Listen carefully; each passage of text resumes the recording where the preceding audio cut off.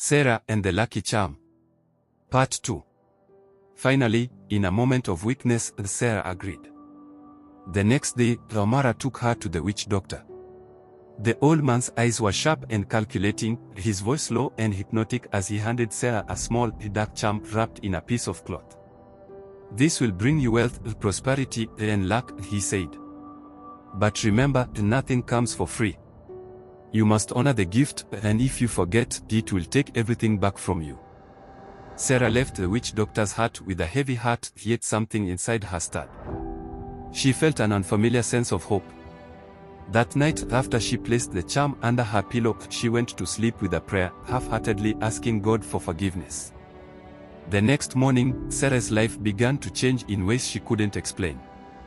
Samuel, her husband, found work with a wealthy merchant who suddenly offered him a much higher wage. Their crops, which had once failed, now grew in abundance.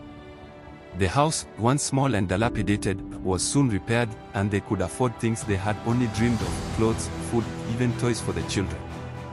Sarah was ecstatic. She believed her prayers had finally been answered.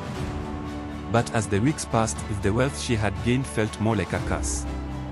Sarah began to feel restless. Though her material needs were met, her heart ached. Her family grew distant.